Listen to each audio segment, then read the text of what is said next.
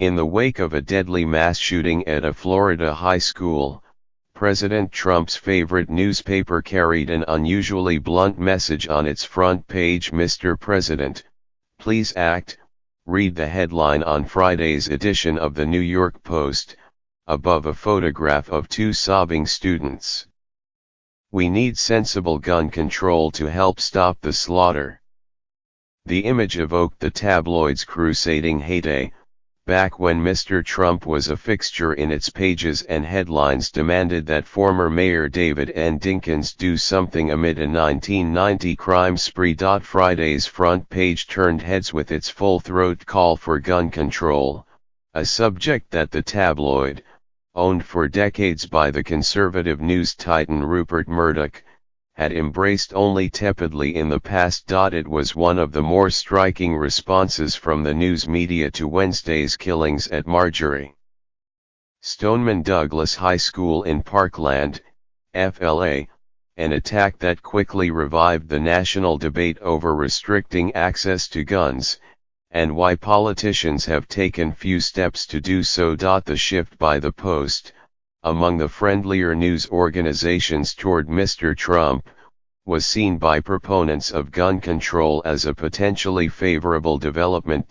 In October, after a gunman killed dozens of people at a concert in Las Vegas, the paper editorialized that a 1990s-era assault weapon ban was merely cosmetic, and noted that mass shootings accounted for a fraction of domestic firearm-related deaths. In Friday's paper, the Post devoted 2 full pages to an editorial that called for, among other gun control measures, the reinstatement of the 1994 federal ban on various assault weapons, which expired in 2004.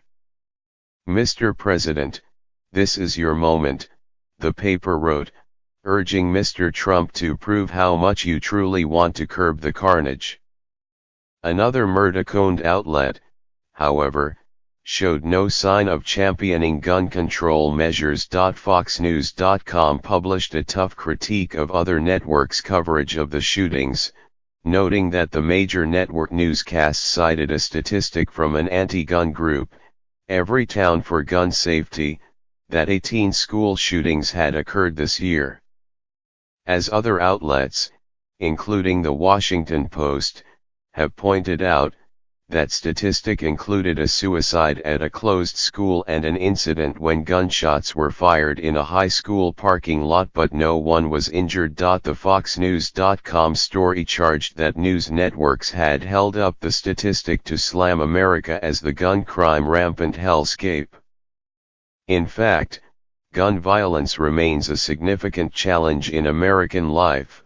Since the 2012 shooting at an elementary school in Newtown, Con, at least 239 school shootings have occurred nationwide. Still, as so often occurs after major news events, false reports gained steam on social media and in some major news outlets before the authorities debunked them hours later. The Associated Press, ABC News, and even the neo-Nazi site Daily Stormer repeated a claim by a Florida white nationalist group that it had ties to the Parkland killer, Nicholas Cruz.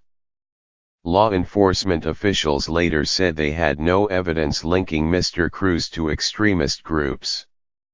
The initial claim was traced to online forums like 4chan, where commenters appeared to gloat about deceiving journalists. More familiar divides among the news media also emerged. The right-leaning Breitbart.com framed coverage of the shooting as a critique of the FBI, which Trump supporters have frequently derided as biased against the president.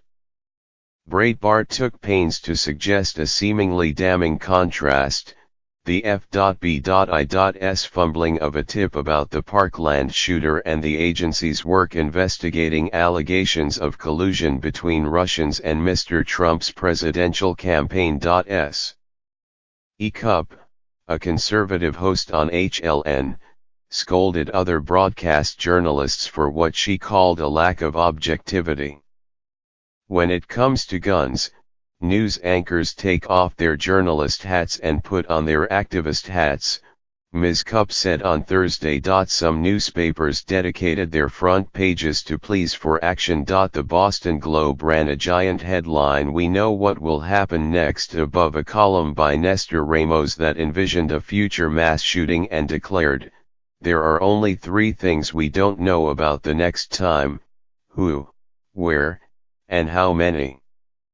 And the Daily News, the crosstown rival of the Post and a longtime supporter of stricter gun laws, ran a provocative, if bleakly predictable, image of a young girl wearing a bulletproof vest on its front page. The headline, "Is my school next, Mommy?"